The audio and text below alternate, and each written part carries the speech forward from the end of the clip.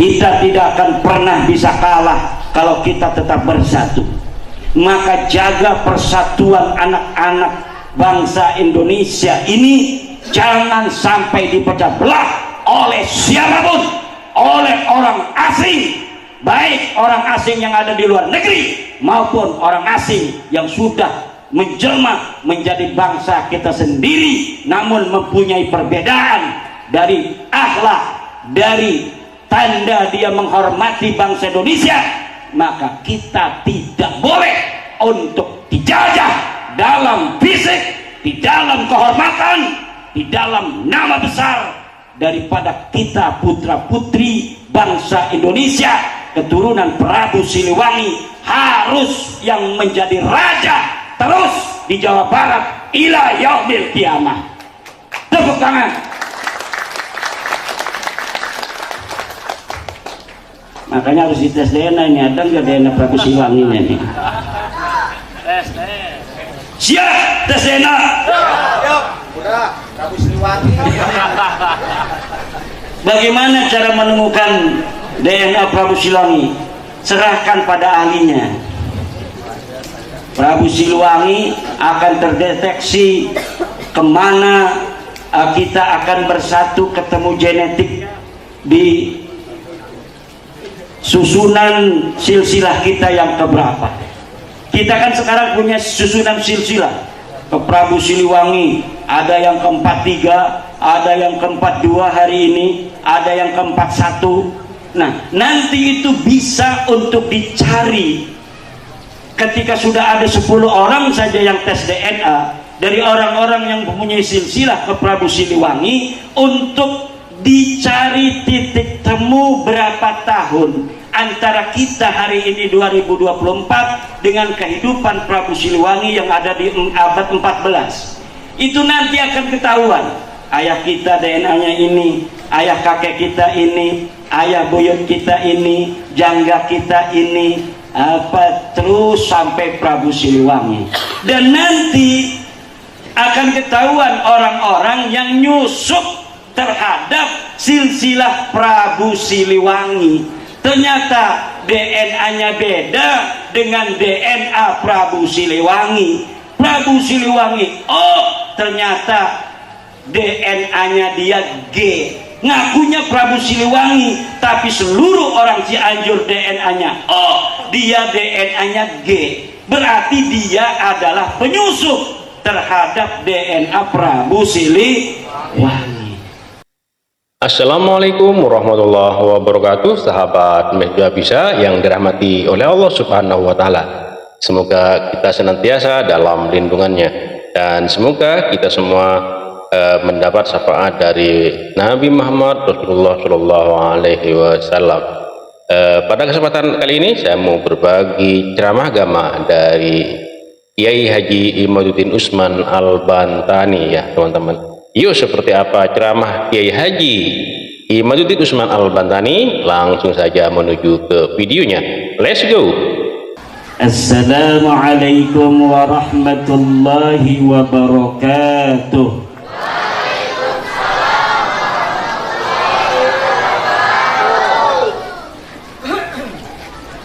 Alhamdulillah, alhamdulillahil malikil hakim, al-jawadil karimil azizir rahim, wat-tariqu ilayhi wadihun lil qasidin, wad-dalilu alayhi laihun lin nazirin. Wassalatu wassalamu ala sayyidina Muhammadin wa ala alihi wa sahbihi ajma'in. Ya Hayyu ya Qayyum ya Hannan ya Mannan, ya Dayyanu ya Sultan ya Dzal Jalali wal Ikram. Allahumma ighfir li syekhina wa maulana Mama Cicantu, warhamhu wa'afihi wa'fu anhu, amin ya Allah ya Rabbal.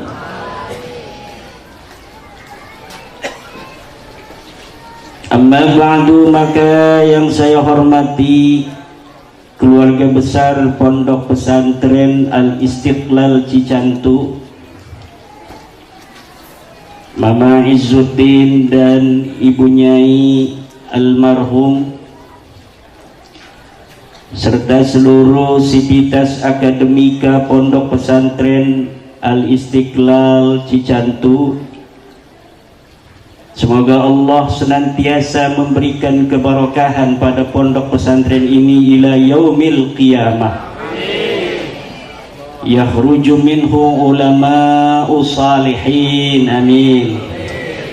Yakhruju minhu ulama'u salihun, amin. Wal awliya'ul arifun. Para kiai undangan yang tidak dapat saya sebutkan namanya satu persatu, para aparatur pemerintah baik sipil maupun militer yang hadir, dari kepolisian,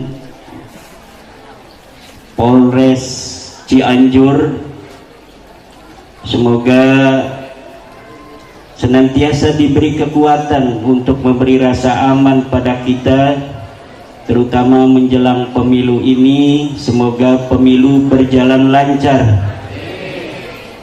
Pemilu adalah rutinitas pesta rakyat 5 tahunan yang senantiasa akan terus dilaksanakan sepanjang insyaallah NKRI ini ada ila yaumil qiyamah. Para aceng, para gus, para kiai, para ibu nyai, para bapak, para ibu, hadirin ma'asyiral muslimin rahimakumullah. Walaupun baru pertama kali saya datang ke pondok pesantren Al-Istiqlal Cicantu ini, tapi suasana membawa saya seperti saya ini datang bukan pertama kali. Ada suasana kebatinan yang indah ketika saya masuk ke lingkungan pondok pesantren Cicantu ini. Saya bertanya di dalam hati,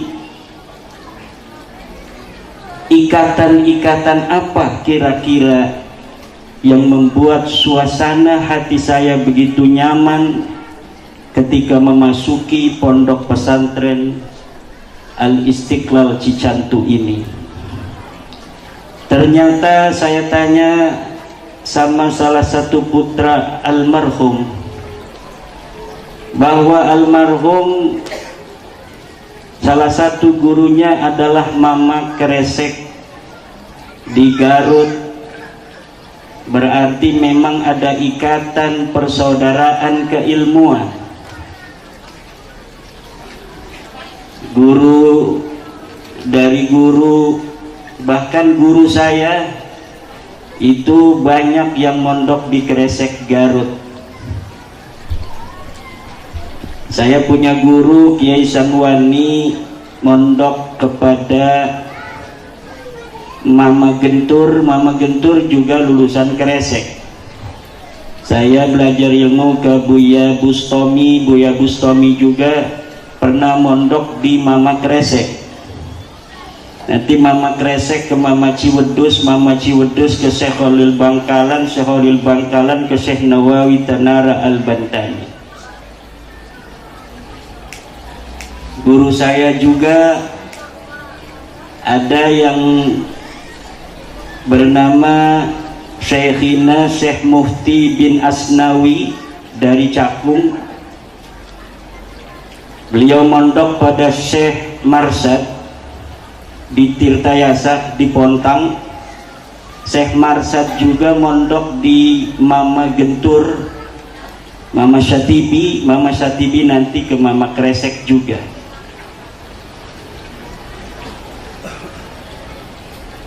Jadi silsilah ke Syekh Nawawi dan ke Syekh Mama Kresek ini mungkin yang membuat ikatan-ikatan persaudaraan keilmuan ini membuat saya merasa nyaman, merasa indah diundang hadir dalam acara haul Mama Cicantu. Semoga Allah mengampuni segala dosa-dosanya, menambah kemuliaan di sisinya, anak cucunya ila yaumil qiyamah menjadi ulama, pemimpin-pemimpin umat, santri-santrinya yang sudah keluar, yang masih ada, dan insya Allah akan senantiasa ada ila yaumil qiyamah. Dan semuanya insya Allah kita berdoa agar mereka semua menjadi para ulama-ulama amilin, menjadi pemimpin-pemimpin umat yang akan menjaga umat ini, menjaga imannya, menjaga segala macam keislaman yang menyertai keimanannya. Al-isnadu minad-din, laulal isnadu laqala ma syaa ma syaa. Sanad itu dari agama. Kalaulah tidak ada sanad, maka siapapun bisa mengatakan apapun. Maka penting ketika kita mau mesantrenkan anak atau mau mesantren, kita harus mengetahui guru kita ini berguru ke siapa. Lalu adakah jujutan perguruannya, jujutan keguruannya kepada baginda Nabi besar Muhammad sallallahu alaihi wasallam. Tanpa adanya sanad, keberkahan ilmu itu dipertanyakan. Agama kita ini agama yang kita warisi dari baginda Nabi besar Muhammad sallallahu alaihi wasallam. Baginda Nabi mewariskannya kepada para sahabat mewariskannya kepada para tabi'in mewariskannya kepada tabi'in, kemudian mewariskan pada muridnya, mewariskan kepada muridnya sampai ke Mama Cicantu, kemudian sampai kepada kita yang hadir pada hari ini. Bukan hanya sanad daripada ilmu, tapi sanad rohani, sanad spirit, sanad suhbah. Karena sanad itu ada 5. Ada as-sanadu bis-sama'i was-suhbah, ada as-sanadu bis-sama'i dunas suhbah, ada as-sanadu bil ijazah, ada as-sanadu bil munawalah, ada as-sanadu bil wijadah. As-sanadu bis sama'i was suhbah adalah sanad para santri yang dia mondok pada kiai, dia duduk bersama kiai, mendengarkan pengajian bandungan kiai, kiai membacakan, santri mendengarkan. Terkadang dengan sistem sorogan, di mana santri membaca, kemudian kiai mendengarkan. Kemudian dia pelajari akhlak, pelajari tingkah laku, bagaimana memimpin pesantren, bagaimana kesehariannya, bagaimana caranya berkomunikasi dengan umat, bagaimana caranya sholat berjamaah, bagaimana caranya dia di dalam ketenangan, di dalam mendidik para santri. Itu semua adalah sanad bisimai was-suhbah. Hanya bisa diambil sanad tertinggi ini oleh para santri. Sanad Rasulullah yang diterima bisamai was-suhbati bil alim huwa as-sanadul ulya. Yang kedua, as-sanadu bisimai dunas suhbah. Ini santri-santri pasaran, dia mukim di satu pesantren, kemudian ketika bulan Ramadan atau bulan-bulan lainnya, pesantren lain mengadakan pasaran satu kitab. dia datang ke kiai pesantren yang mengadakan pasaran itu, dia tamatkan satu kitab 10 hari 15 hari, kemudian dia pulang ke pesantren iqomahnya. Ini namanya as-sanadu bis-sama'i dunas suhbah. Ini tingkatannya lebih rendah. Ikatan ribaqah antara dia dan guru ada, sanadnya muttasil, tetapi tidak setinggi as-sanadul a'la, yaitu as-sanadu bis-sama'i was-suhbah. Yang ketiga, as-sanadu bil ijazah. Sanad bil ijazah, mondok kagak, pasaran kagak, datang ke kiai minta ijazah kitab. Kiai, saya minta ijazah mau mengaji kitab Sahih Bukhari, ajaztuka. Itu namanya as-sanadu bil ijazah. Tingkat kebarokahannya nomor 3. Yang paling tinggi adalah santri mukim, yang kedua santri pasaran, ketiga santri hoyong ngeunah bae. Eta santri yang minta ijazah kitab-kitab tertentu pada kiai.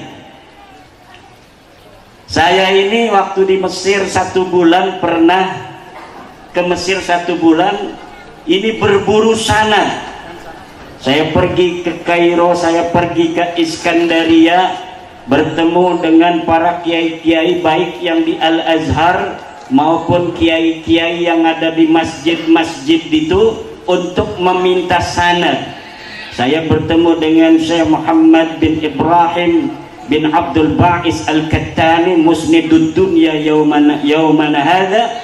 Saya bertemu dengan Syekh Hilmi Al-Qadiri Al-Jailani. Saya meminta ijazah kitab Al-Fathur Rabbani karya kakek beliau Syekh Abdul Qadir Al-Jailani. Kepada Syekh Muhammad bin Ibrahim bin Abdul Ba'is Al-Kattani, saya meminta sanad-sanad hadis, mulai dari hadis-hadis hadis Al-Jami', kitabul kutubul jawami' seperti kitab Sahih Bukhari, kemudian kitab As-Sunan. Ada kitab itu hadis, cara menulisnya adalah Al-Musnad, Al-Mustadrak, Al-Mustraj, Al-Musannaf. Kemudian ada kitab hadis yang dicatat dengan metodologi Al-Atraf, dengan metodologi Al-Ajza, dengan metodologi Al-Ilal. Semua saya minta ijazahnya, ngajinya kagak. Hanya untuk nyambungin sanad, nyambungin silsilah dengan Rasulullah Muhammad sallallahu alaihi wasallam. Ini namanya as-sanadu bil ijazah. Ada lagi sanad keempat, itu adalah as-sanadu bil munawalah. Sanad bil munawalah ini lebih enak. Kiai megang kitab, kitabnya karangan dia dikasihin, ajaztukum fi ma sannaftu fi hadzal kitab, atau ajaztukum jami'a musannafati, diberikan kitabnya. Itu namanya as-sanad bil munawalah, nyambung sanadnya. Walau hanya kiai ngasihin kitab ke dia tidak ngaji bismillah acan, tetapi sanadnya nyambung, tetapi kekuatannya ini nomor 4. Yang pertama adalah as-sama' was-suhbah, yang kedua adalah as-sama' duna suhbah, yang ketiga adalah bil ijazah, yang keempat adalah bil munawalah.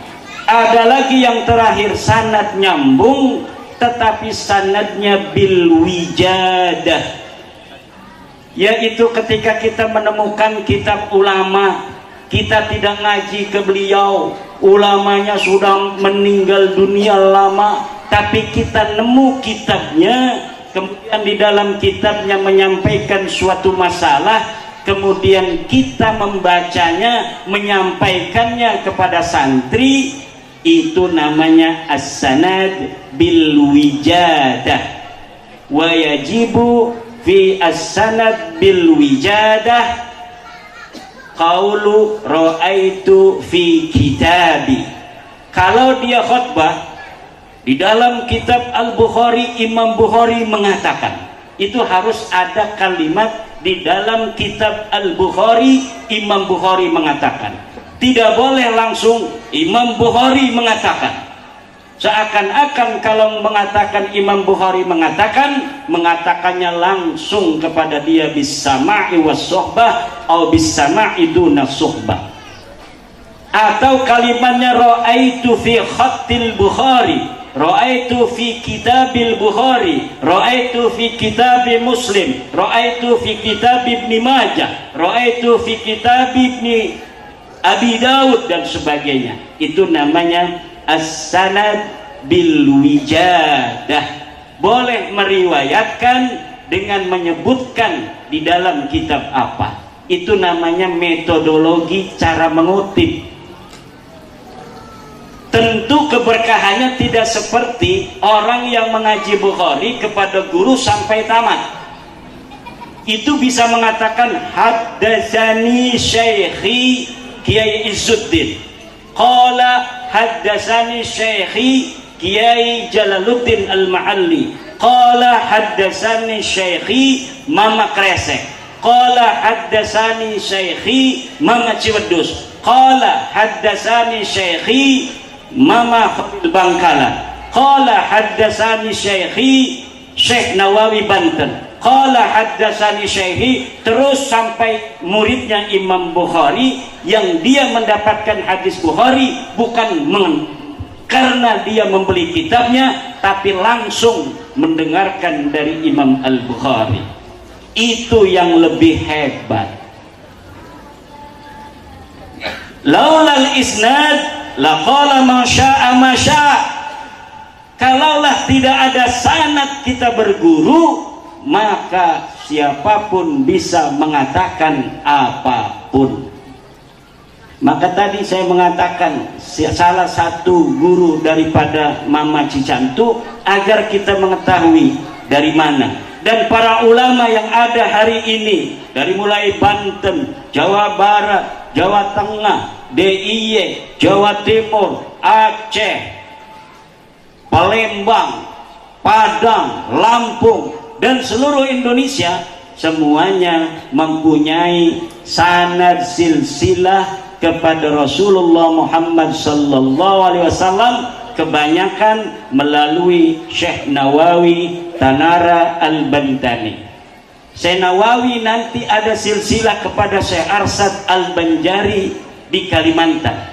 Di dalam thariqah nanti ada silsilah daripada Syekh Abdul Karim At-Tanara, juga ada dari Syekh Tolhah Kalisapu Cirebon. Tidak akan jauh dari sanad-sanad silsilah yang kita ketahui hari ini daripada ulama-ulama kita yang tabakur dalam keilmuan. Ada yang tidak melalui Syekh Nawawi, yaitu langsung kepada Syekh Hasbullah pengarang kitab Riyadul Badi'ah. Itu seperti dari Kiai Hasan Mustafa Bandung, nanti langsung kepada Syekh Hasbullah pengarang kitab Riyadul Badi'ah, langsung ke orang-orang Arab, ke ulama-ulama yang ada di Timur Tengah. Untung saya masih punya sanad al-ali dari ulama-ulama Mekah tahun 50-an. Saya punya guru Syekh Asuri bin Tahir yang dia murid Syekh Tahir Pelamunan, tapi tidak hanya di Pelamunan, dia langsung pergi ke Mekah. Dia belajar kepada Sayyid Alwi Al-Maliki, belajar kepada Syekh Hasan Al-Masyat, musnid pada saat itu di kota Mekah. Dia juga belajar kepada Syekh Abdul Qadir Al-Mandaili, seorang ulama Mekah asal Mandailing Natal dari Sumatera Utara. Itu sanad-sanad ali. Kalau sanad yang dari Indonesia ke Syekh Nawawi ini bertingkat-tingkat antara as-sanadul a'la dengan as-sanadul adna. Sanad lebih sedikit itu lebih kuat. Kalau saya Syekh Nawawi dari jalur Mama Kresek tadi sudah 6 orang.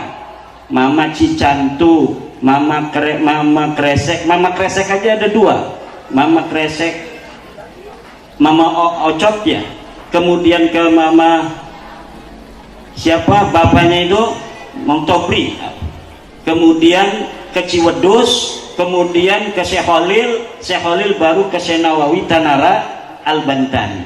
Nah kalau di Banten masih ada as-sanadul ali, sanad yang sangat sedikit kepada Syekh Nawawi At-Tana Al-Bantani. Seperti saya mengambil ilmu dari Syekh Sanwani Tirtayasa kepada Syekh Cengkudu Mama Sidik, langsung kepada Syekh Nawawi At-Tanara Al-Bantani. 3, karena umurnya panjang-panjang. Inilah tradisi berguru di pondok pesantren Indonesia yang semuanya mempunyai jalur yang jelas. Pesantren-pesantren terutama di bawah Nahdlatul Ulama memiliki sanad keilmuan yang jelas. Coba kita lihat hari ini, ada pondok-pondok pesantren yang ujuk-ujuk ada di tengah sawah langsung jadi besar. Pondoknya itu langsung besar, santrinya itu didatangkan dari berbagai daerah, banyak juga. Itu ciri-ciri pondok pesantren la ala manhaji Nahdlatul Ulama, karena pondok pesantren manhaj Nahdlatul Ulama biasanya adanya di tengah desa. Dia seorang kiai, baru mondok dia itu pulang, kemudian ngajar ngaji kepada keluarganya, Fathul Qorib berdua, kemudian tambah tetangga yang lebih jauh, kemudian ketika sudah banyak bikin 1 kobong, ketika tambah banyak 2 kobong, tambah banyak lagi nggak ada tempat, rumahnya dibikin pondok di tingkat, dan tata cara penataan pondoknya nggak jelas, ngacak kayak pondok Cicantu begini. Ini ciri-ciri pondok pesantren asli manhaj Nahdlatul Ulama.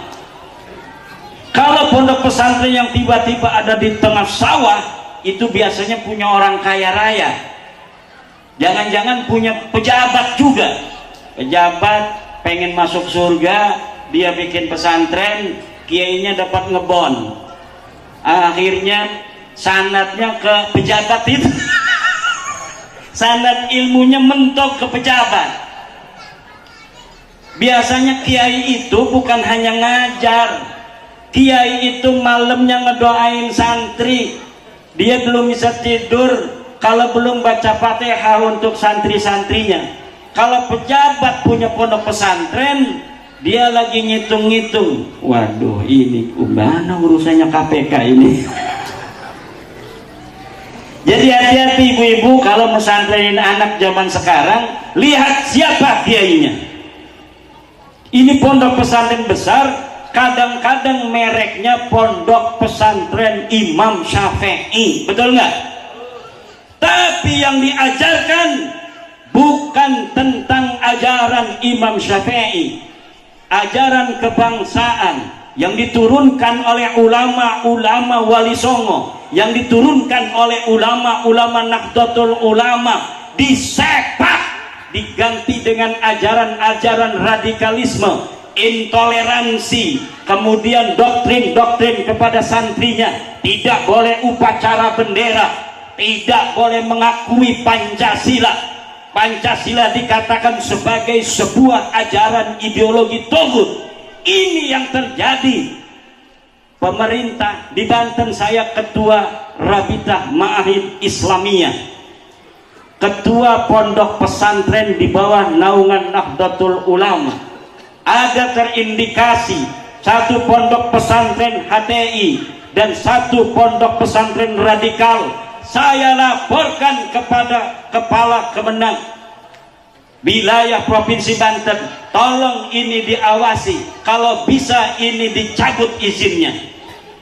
Pak Kiai, belum ada undang-undangnya, ini adalah negara demokrasi, siapapun bisa membuat pondok pesantren. Akhirnya apa? Akhirnya banyak kejadian-kejadian intoleransi keluar dari pondok-pondok pesantren yang tidak jelas demikian itu. Tidak ada pondok pesantren Nahdlatul Ulama yang melahirkan satu teroris pun. Tidak.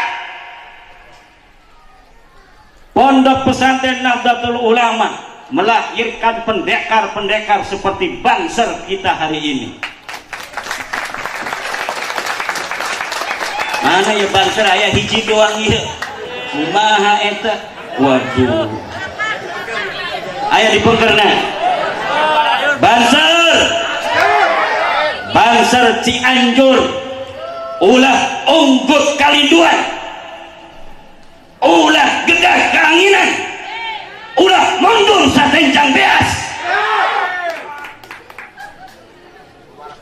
Bisa bahasa Sunda ya saya, di Cicantu sebabnya ini, karena memang saya juga katanya orang Priangan, silsilahnya ke daerah Sumedangan. Kalau Mama Cicantu orang Cianjur, orang Garut, ini keturunan dari Prabu Siliwangi dan Wali Songo. Dari Prabu Siliwanginya saudara, dari Wali Songonya saudara. Orang Cianjur kebanyakan dari Prabu Siliwangi, dari anaknya Pangeran Munding Wangi. Kita orang-orang Banten dari Nyai Rara Santang. Kalau dari Sumedangnya dari Raja Mantri Taji Malela. Semuanya ujung-ujungnya ke Eyang Prabu Siliwangi. Ini kalau dites DNA semuanya DNA-nya sama, DNA Prabu Siliwangi.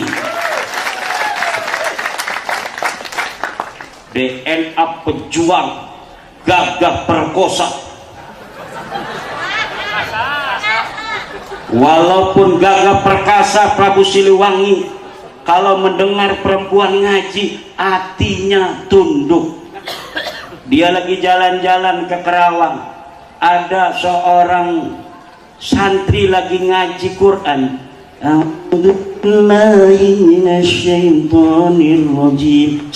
Saheta kata Prabu Siliwangi, Prabu jangan macem-macem, itu santrinya Mama Kuro, Mama Kura, pokoknya aing hayang eta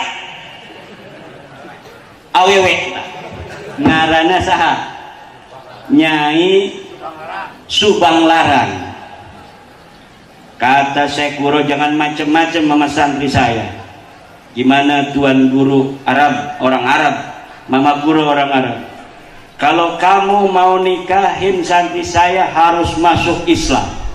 Siap! Langsung masuk Islam, karena dia tukang kawin. Kenapa orang Jawa Barat, Banten semua cucu Prabu Siliwangi istrinya 200, cantik semua. Allah. Maka kita sebagai cucu Prabu Siliwangi selain harus meneruskan perjuangannya, kita juga harus mencontohnya. Siap. Contoh naon? Setuju Bu? Setuju? Ayat di Al-Qur'an nah. Fankihu ma tawaba lakum masna wa sulasa wa ruba'. Percaya ke Quran? Berarti tenaon-naonnya? Berarti dia percaya ke Quran asup neraka sia. Perempuan itu bapak-bapak, walaupun di Al-Qur'annya ada, masalah itu nggak mau percaya. Dan Allah tidak akan marah kepada perempuan yang tidak mau dicandong. Hidup perempuan. Kalau perempuan baca Quran, ada ayat fankihu ma tabalakum, bacanya tadinya keras, pas fankihu ma tabalakum itu dia bacanya bismillah.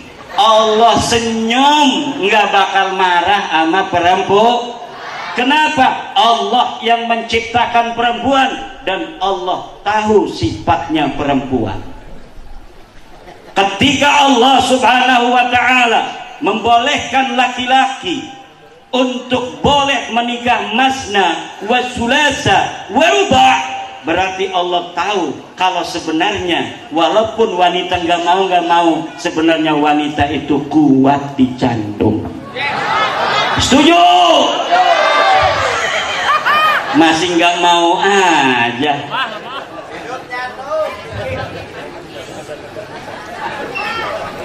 Bapak Ibu hadirin ma'asyiral muslimin rahimakumullah.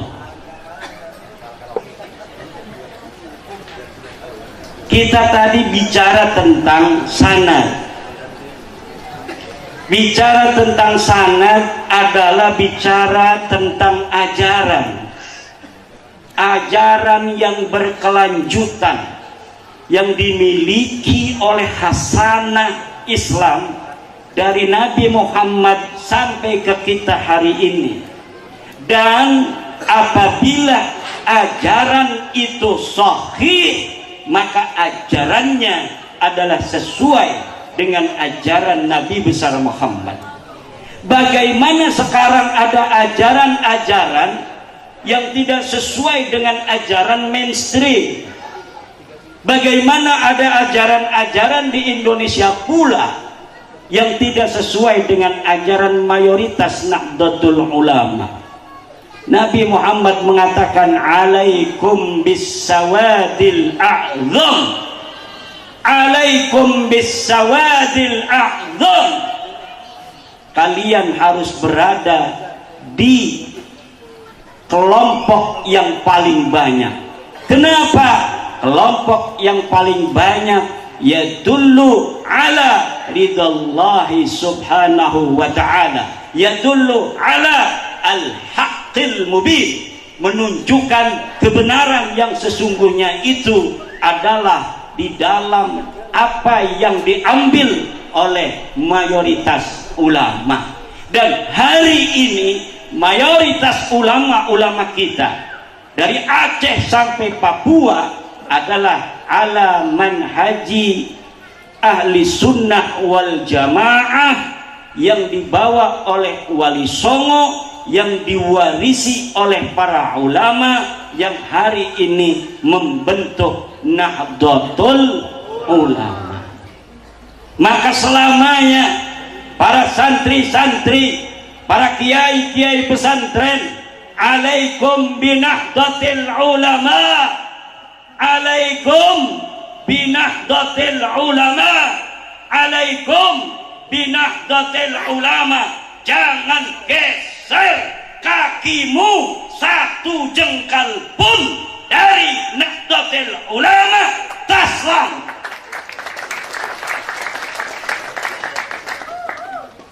Anak-anak kita awas. Kalau anak-anak kita kuliah, sudah selesai dari aliyah, dia ingin kuliah di IPB, dia ingin kuliah di ITB, tanyakan apa organisasi yang diikutinya di perguruan tinggi. Jangan sampai anak-anak kita yang kita didik sejak kecil di hadapan para kiai, di hadapan para ulama yang menjaga ajaran-ajaran keislaman yang rahmatan lil alamin, ajaran-ajaran keislaman yang bersinergi dengan kebangsaan, kemudian kita biarkan anak-anak kita untuk bergabung dengan mereka-mereka yang mengajarkan bagaimana mereka mencaci ulama-ulama kita, bagaimana mereka mencaci ijtihad ulama kita dalam kebangsaan, dan mengatakan bahwa negara Indonesia ini negara yang tidak sesuai dengan ajaran Islam. Siapa saja yang mengakui NKRI ini adalah orang-orang yang sesat, orang-orang yang melawan ajaran Allah. Ini ajaran sudah di luar ajaran warisan ulama-ulama kita. Kalau mereka sudah terlanjur, suruh pulang lagi. Irji'u ila nahdlatil ulama, irji'u ila Nahdlatul Ulama. Kita ber-NU bukan melihat siapa pimpinan kita. Kita ber-NU karena ajarannya. Kita ber-NU karena amalannya. Kita ber-NU karena prinsipnya. Kita ber-NU karena nilai-nilainya.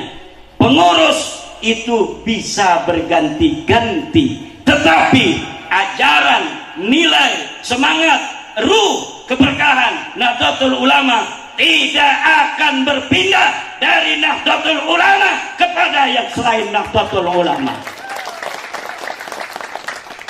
Boleh kita mengkritisi pengurus, tetapi cinta dan hati hanya untuk Nahdlatul Ulama. Kenapa? Karena Nahdlatul Ulama yang telah terbukti memberikan kesetiaan yang tiada tara untuk bangsa Indonesia yang beragam ini, untuk negara kita yang tercinta, negara yang terdiri dari berbagai macam suku bangsa, 700 dengan 1.400 suku bangsa bersatu menjadi bangsa Indonesia. Ini tidak bisa dilakukan oleh leluhur kita. Hayam Wuruk tidak bisa dilakukan oleh leluhur kita.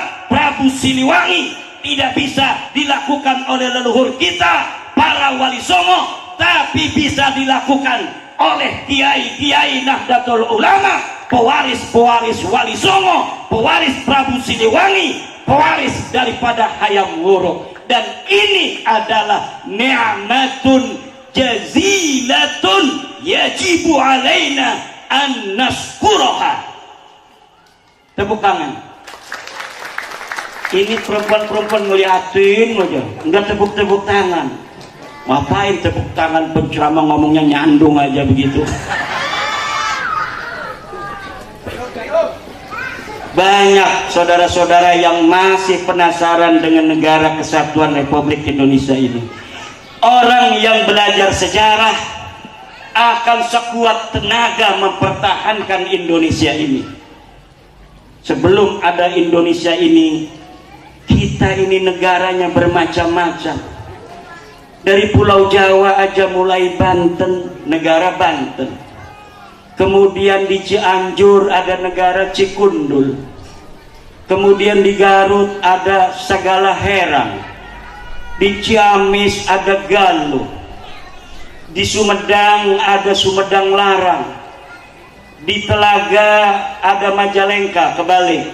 Di Majalengka ada Talaga. Ada Cirebon. Kemudian di Jawa ada Mataram. Ada kadipaten-kadipaten yang kadang-kala terus berperang. Kadang-kadang saudara dengan saudara berperang. Dulu Sumedang dengan Banten saudara pernah berperang. Garut, Cianjur pernah juga berperang dengan Banten. Ini gara-gara apa masih saudara berperang? Karena negaranya beda. Cirebon dengan Banten saudara sepupu. Banten. Wah, lagi ngomong Banten ya. Ngomong Banten kualat aja. Cirebon Banten pernah perang. Banten Mataram pernah perang. Dan kita sebagai pewaris daripada leluhur-leluhur kita tidak mau lagi kita kembali ke masa-masa di mana kita sesama saudara mau berperang hanya untuk kedudukan, hanya untuk menjadi bupati, hanya untuk menjadi raja. Hari ini Indonesia kita hidup tenang, tentram, aman dan bahagia. Kita tidak boleh lagi hidup di zaman di mana tidak ada Indonesia. Orang yang mau belajar sejarah akan menginginkan merah putih tetap berkibar anak cucunya sampai hari kiamat. Orang yang belajar kepada sejarah masa lalu, maka dia ingin Pancasila Garuda itu akan senantiasa ada di tembok rumahnya ila yaumil qiyamah. Dan dengan Indonesia bersatu dari Sabang sampai Merauke, 270 juta lebih penduduk Indonesia, kita tidak mudah dikalahkan hari ini. Kita menjadi negara yang diperhitungkan dunia, ibu-ibu. Nomor 5 terbesar negara di dunia, Indonesia. Negara yang paling kaya sumber daya alamnya, Indonesia. Yang paling ganteng-ganteng lelakinya, Indonesia, cek aing. Yang paling cantik-cantik wanitanya, Indonesia. Yang paling banyak padinya, Indonesia.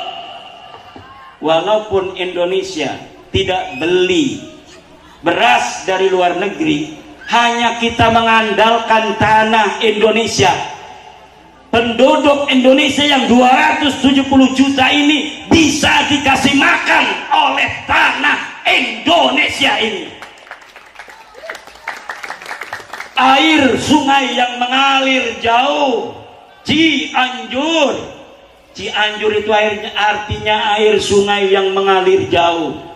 Ci itu air sungai, Anjur itu tebih, jauh. Cianjur artinya air sungai yang mengalir jauh, akan dapat untuk menutupi rasa dahaga putra putri Cianjur. Indonesia tanahnya akan dapat memberi kenyang seluruh putra putri Indonesia. Airnya akan mampu untuk menutup dahaga seluruh putra putri Indonesia tanpa bantuan asing. Bahkan kita kalau betul-betul mengelolanya, kita akan bisa membantu negara-negara kelaparan. Hari ini negara di dunia masih banyak yang kelaparan.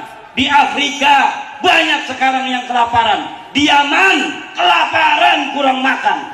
Tapi Indonesia tanahnya, jangankan pohon, tongkat dia ditanam, dia akan bisa menjadi pepohonan. Allahu Akbar. Nikmat besar Indonesia ini jangan sampai hilang.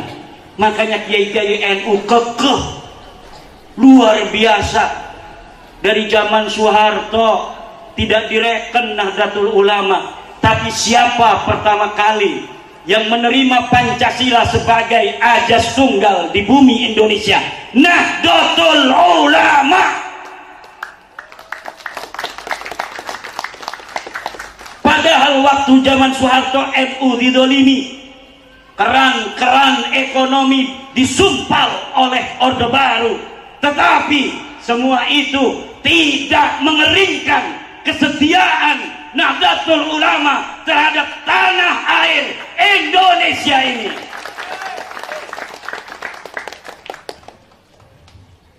Yang lain sudah berpikir bagaimana caranya kita bikin negara Islam. Negara Islam eta anu paling ngerti eta kiai-kiai NU. Bener tak? Yang paling ngerti dengan Islam dan fikih Islam, usul fikih Islam adalah ulama-ulama pesantren, Mama Cicantu, Mama Kresek, Mama Ciharasas, Mama Gudang, Mama Wardoy, Mama Syatibi Gentur, Mama Sempur, Mama Hasan Mustafa. Eta anu paling ngerti ke hukum Islam, tetapi semuanya tidak ada yang bicara tentang bagaimana kita membentuk negara atas dasar Islam. Kenapa? Bentuk negara bagi Nahdlatul Ulama adalah wasilah. Ad-daulatu wasilatun la ghayatun. Negara hanyalah wasilah, bukanlah gaya. Yang wajib itu adalah membentuk pemimpin agar ada yang ngurus untuk urusan kita yang tidak bisa diurus oleh kita. Kita orang sibuk, kita tani, kita dagang, kita ngaji. Orang paling sibuk-sibuknya di dunia itu santri. Enggak ngaji, dia masak. Enggak masak, minum tasbih dikir. Giliran tong-tong, dia tidur. Kekenyangan makan. Untuk mengurus urusan kita santri yang tukang ngaji, kita petani yang selalu di sawah, kita pedagang yang selalu di pasar, siapa? Orang-orang yang tidak punya pekerjaan. Dia bukan petani, dia bukan pedagang, dia bukan santri. Siapa? Pengangguran. Nah, ini yang jadiin kepala desa, ini yang jadiin camat, yang jadi polisi, maaf Pak polisi. Ini yang dijadiin bupati, ini yang dijadiin jaksa. Dia yang tidak dagang, dia yang tidak tani, dia yang tidak nyantri. Inilah yang diwajibkan oleh agama, membentuk kepemimpinan. Adapun bentuknya bagaimana, itu diserahkan kepada manusia yang ada di setiap zaman sesuai dengan kemaslahatan zamannya masing-masing. Hadihi hiya ad-daulah inda nahdlatil ulama. Jadi Nahdlatul Ulama sesuai dengan pandangan daripada Ahlus Sunnah wal Jamaah, memandang negara wajib dibentuk negara, dan wajib ketika sudah ada negara untuk membelanya. Dan apabila negara mendapatkan tantangan dari musuh-musuh, wajib ala jami'i abna'i Indonesia ayadfa'u an Indonesia bi anfusihim wa bi amwalihim. Kalau negara ini sudah maujud, maka nusratul maujud ini hukumnya wajib. Ketika negara ini sudah diijtihadi oleh leluhur-leluhur kita, para nasionalis dan para agamis, kemudian membentuk NKRI dengan Pancasila sebagai dasar, Undang-Undang Dasar 45, Bhinneka Tunggal Ika, bentuk negara kesatuan, maka wajib untuk kita semua bangsa Indonesia menjaga keutuhannya ila yaumil qiyamah. Harapan ila yaumil qiyamah. Nyatanya tidak ada negara di dunia yang bisa lebih dari 700 tahun. Yang paling lama itu adalah Daulah Utsmaniyah di Turki. Bani Umayyah kurang 100 tahun. Bani Abbasiyah paling 300 tahun. Negara Banten aja dari 1450-an itu 1808 selesai. 300 tahun. Dulu kita punya negara satu, adanya di ujung kulon, namanya Kerajaan Salakanegara. Salakanegara runtuh, hanya beberapa raja. Kemudian muncul di Karawang, namanya Kerajaan Tarumanagara. Tarumanagara beberapa ratus tahun hancur, jadilah Kerajaan Sunda. Hancur lagi, jadi Pajajaran, yaitu bersatunya Kerajaan Sunda dan Kerajaan Galuh. Pajajaran hancur lagi, jadi Kerajaan Banten, Sumedang, Cikundulan, bentuknya kadipaten dulu. Kemudian Cirebon, hancur lagi semuanya, jadi Indo. Dan yang paling nyaman kalau kita baca sejarah adalah Indonesia. Coba baca sejarah Banten. Misan dengan misah perang. Ketika Maulana Yusuf meninggal dunia, adiknya yang ada di Jepara datang bawa pasukan, pengen jadi raja, perang. Di Demak, ketika Raden Patah meninggal dunia, saudara dengan saudara perang, masing-masing pengen jadi raja, masing-masing kampanye nyari pendukung masing-masing. Akhirnya pendukung dengan pendukung perang. Aryo Penangsang, Joko Tingkir, semuanya meninggal dunia karena perang saudara. Kita kalau perang dengan orang asing tanpa diadu domba, maka orang asing tidak akan ada yang bisa menjajah tanah air kita. Tapi kenapa kita pernah dijajah? Saya baca sejarahnya, kita dijajah bukan karena kita lemah, bukan karena kita tidak punya kekuatan, tetapi karena kita bisa diadu domba.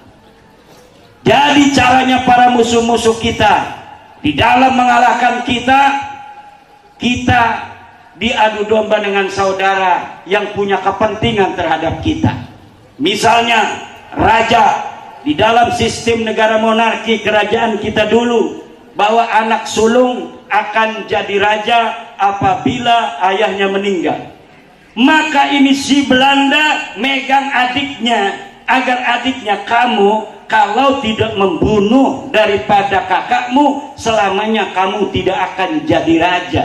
Karena pakem kenegaraan di tanah air Nusantara ini hanya anak pertama yang akan jadi raja. Akhirnya tergembosi, kemudian dia membunuh kakak kandungnya sendiri untuk menjadi raja.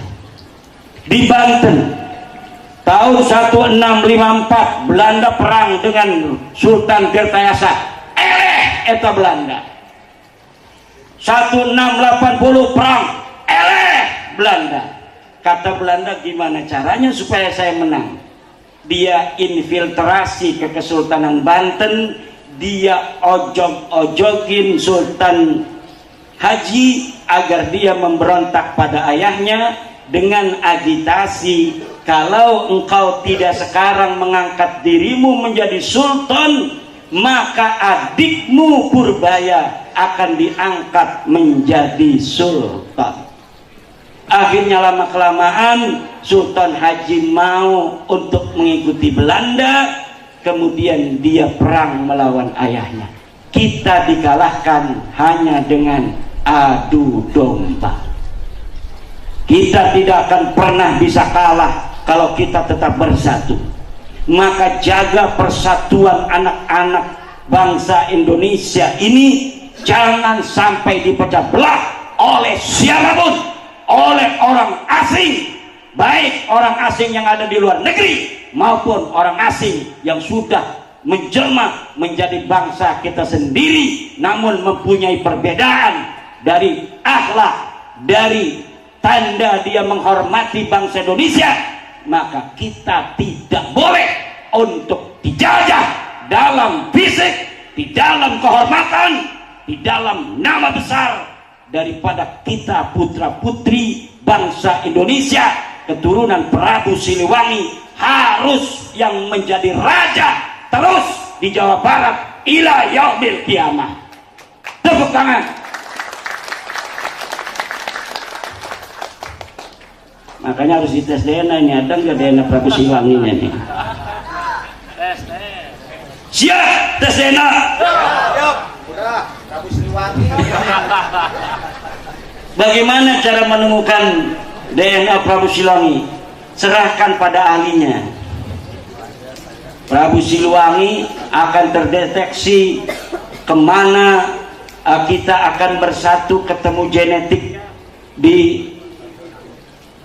susunan silsilah kita yang keberapa. Kita kan sekarang punya susunan silsilah.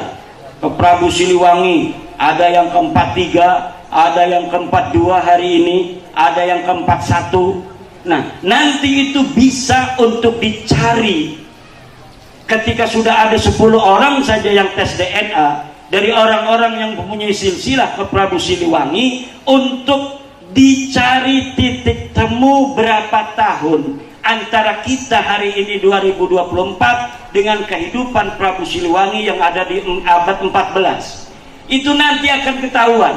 Ayah kita DNA-nya ini, ayah kakek kita ini, ayah buyut kita ini, jangga kita ini, apa terus sampai Prabu Siliwangi. Dan nanti akan ketahuan orang-orang yang nyusup terhadap silsilah Prabu Siliwangi. Ternyata DNA-nya beda dengan DNA Prabu Siliwangi. Prabu Siliwangi, oh ternyata DNA-nya dia G. Ngakunya Prabu Siliwangi, tapi seluruh orang Cianjur DNA-nya oh, dia DNA-nya G. Berarti dia adalah penyusup terhadap DNA Prabu Siliwangi.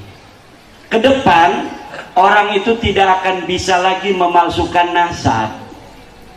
Kenapa? Sekarang masih mahal 12 juta tes DNA. Tahun 2010 masih 1 miliar. Tes DNA satu orang tahun 2010 1 miliar. 2020 sudah nurun menjadi 15 jutaan. Sekarang nurun lagi jadi 12,5 juta. Ke depan 3 tahun 5 tahun ke depan tes DNA paling 300.000. Di Cina hari ini, di Cina itu sudah 900 juta orang Cina di tes DNA. Orang Cina jumlahnya 1 miliar lebih. Itu 900 juta penduduk China sudah dites DNA. Jadi akan kelihatan ini anaknya anu, ini turunan anu, sampai kepada pendiri Cina pada zaman masa lalu. Dan kalau ada orang mencuri, rambutnya ketinggalan, akan langsung ketahuan rumahnya di mana, anak siapa, saudaranya berapa. Indonesia tahun-tahun depan juga akan menggunakan tes DNA bagi seluruh negara, seluruh warga Indonesia. Jadi orang yang anak angkat, kan di dalam Al-Quran tidak boleh anak angkat diebinkan ayah angkatnya. Itu ternyata sudah benar. Menurut biologi, kalau nanti ada anak angkat diebinkan ayah angkatnya, nanti geger. Kok ini anaknya tetapi DNA-nya beda. Ini haplogrupnya O, ini haplogrupnya E. Katanya dia anaknya, padahal dia anak dari Palestina. Dari Palestina perang diambil oleh bapaknya. Supaya dia itu merasa punya ayah, dibinkan bin dia, dibikinkan akte segala macam kelahiran atas nama ayah angkatnya. Ternyata apa yang di dalam Al-Quran diatur, ud'uhum li'abaihim dalika, apa itu, aqsatu indallah, itu ternyata sesuai dengan ilmu modern. Apabila seorang anak angkat dibinkan kepada ayah angkatnya, maka 100-200 tahun lagi itu akan bikin orang menjadi bingung. Ini katanya binnya bin anu, ternyata kok larinya ke Palestina, bukan ke Prabu Siliwangi. Ini gimana urusannya? Ternyata setelah dicari kitab-kitab sejaman, ditemukan bahwa dia adalah anak angkat. Masa depan akan seperti itu. Tidak bisa lagi orang memalsukan nasab kepada yang diinginkannya. Akan terdeteksi kalau dia memalsukan nasab. Maka para pemalsu-pemalsu nasab hari ini bertaubatlah, daripada nanti akan ketahuan sendiri. Ini maksudnya apa tepuk tangan begini? Apa maksudnya ini?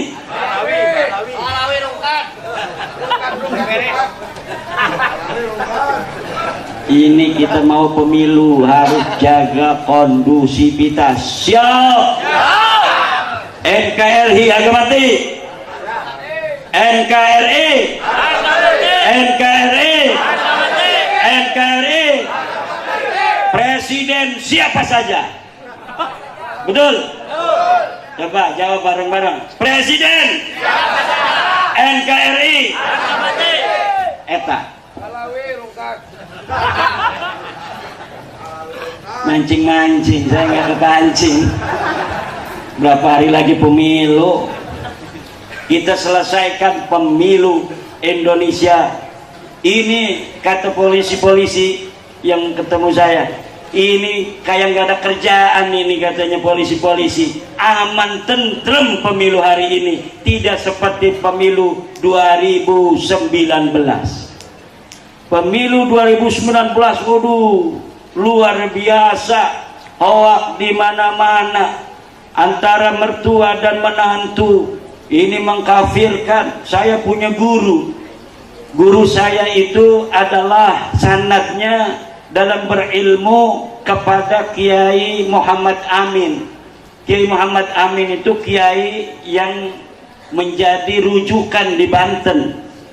Dia ayah dari Kiai Ma'ruf Amin.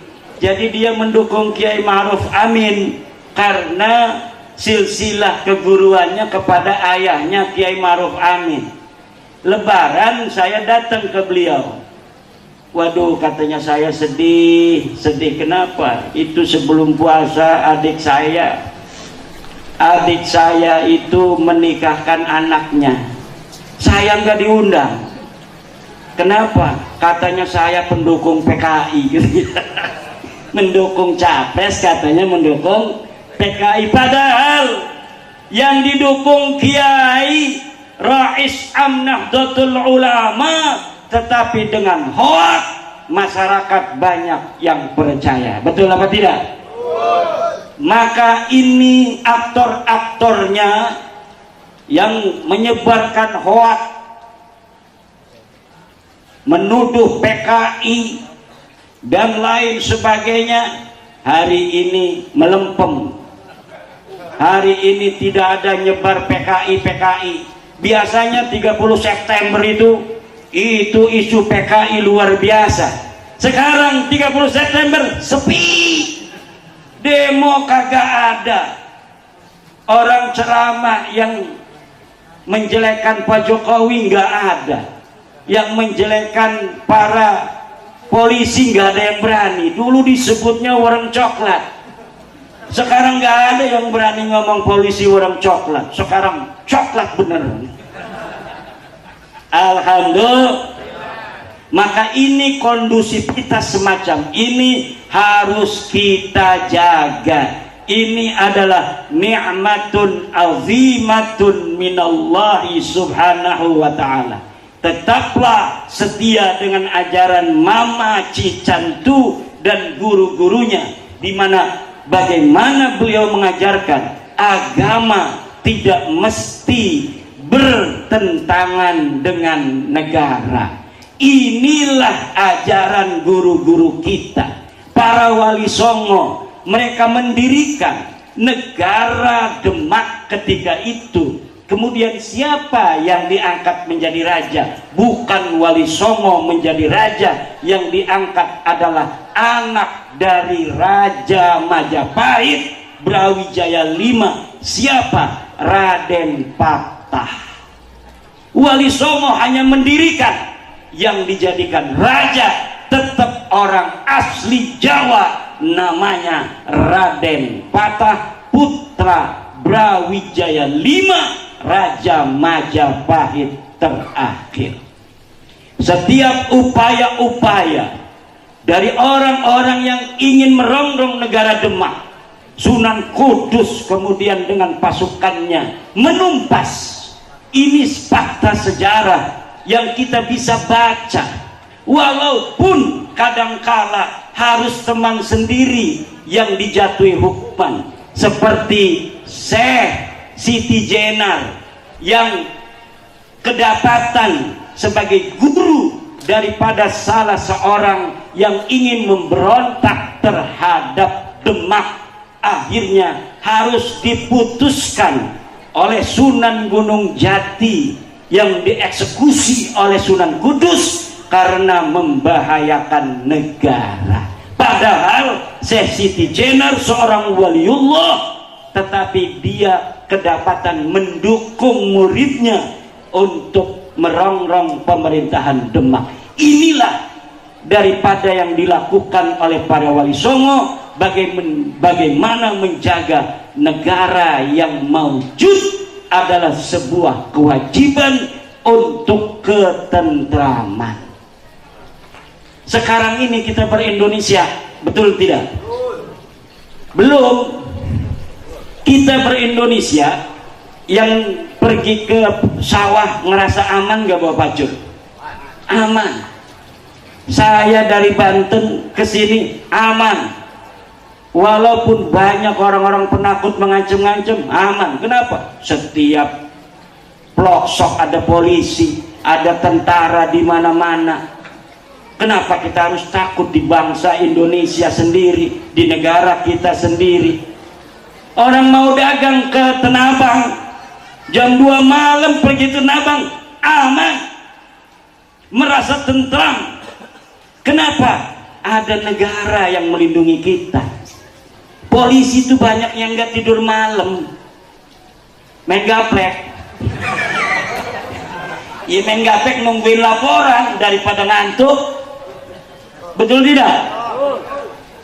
Kadang-kadang kita mah tidak ngurusin urusan orang, dijadwal untuk ronda, nggak pernah ikut ronda, betul tidak?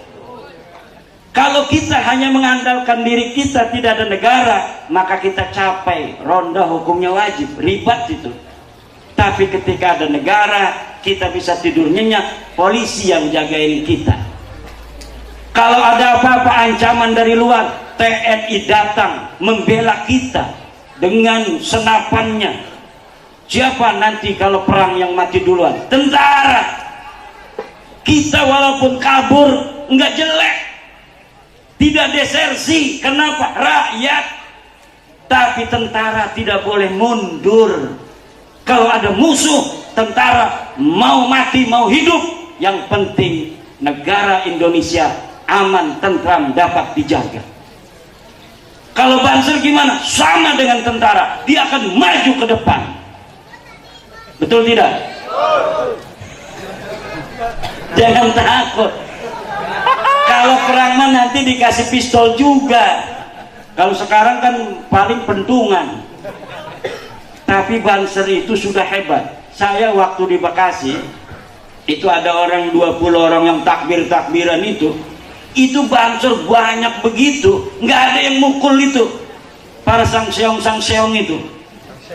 Jadi dia itu sudah terlatih seperti polisi ketika mengamankan demo. Jadi hanya begini aja ngejagain kiai. Dia mau ngomong apa biarin, kecuali dia mukul kiai baru dipukul oleh Banser. Selama dia hanya teriak-teriak, Banser diam aja. Itu kata saya berarti Banser ini sudah terlatih. Kalau dia terpancing, itu yang demo saya itu hanya beberapa orang, Banser ada 40 orang, itu bisa habis sama Banser. Apalagi saya pernah ikut latihan di Klatsar Banser, bagaimana susahnya itu, kita harus push up berpuluh-puluh kali. Tentunya hebat badan ketahanannya, tetapi Banser sudah terlatih, tidak terpancing, karena Banser itu tugasnya hanya mengamankan para kiai, para ulama. Makanya ibu-ibu yang punya anak cantik, tolong kawinkan dengan Banser. Siap? Kalau nggak Banser, dengan gurunya Banser, yaitu para kiai. Mau punya menantu kiai? Siap? Kalau kiai mah ya begini, yang udah tua-tua. Siap? Masih ada 2 orang yang siap. Alhamdulillah. Ibu bapak hadirin ma'asyiral muslimin rahimakumullah, mudah-mudahan Haul Mama Cicantu malam hari ini, silaturahmi saya kepada Mama Cicantu Al-Maghfurlah dan para keluarga besar membawa hikmah. Kita eratkan kembali silaturahmi para alumni Pondok Pesantren Al-Istiqlal. Walaupun Mama Cicantu sudah tidak ada, keluarganya masih ada. Kalau mau jarah jangan hanya jarah ke mama, tapi juga ke ibu nyai, ke anak-anak yang lainnya. Inilah sebagai murid sima wa suhbah.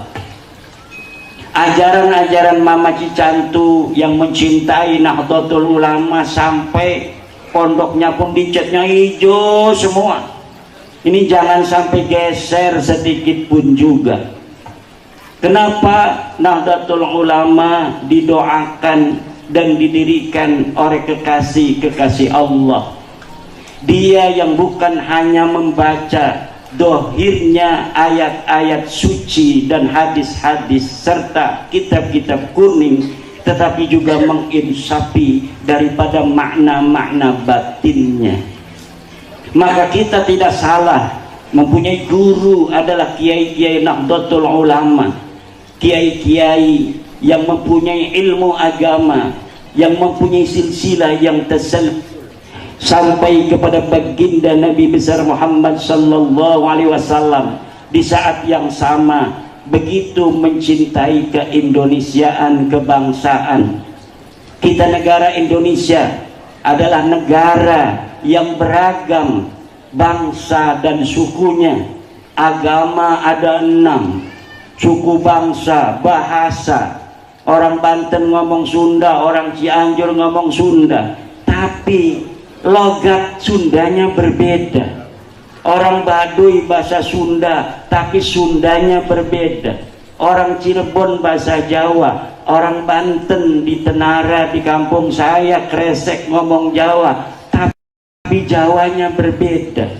Inilah bukti keragaman Indonesia yang disatukan oleh cita-cita bersama platform, yaitu Negara Kesatuan Republik Indonesia dengan lambang burung Garuda, dasar negara Pancasila. Kita harus pertahankan negara ini selama-lamanya.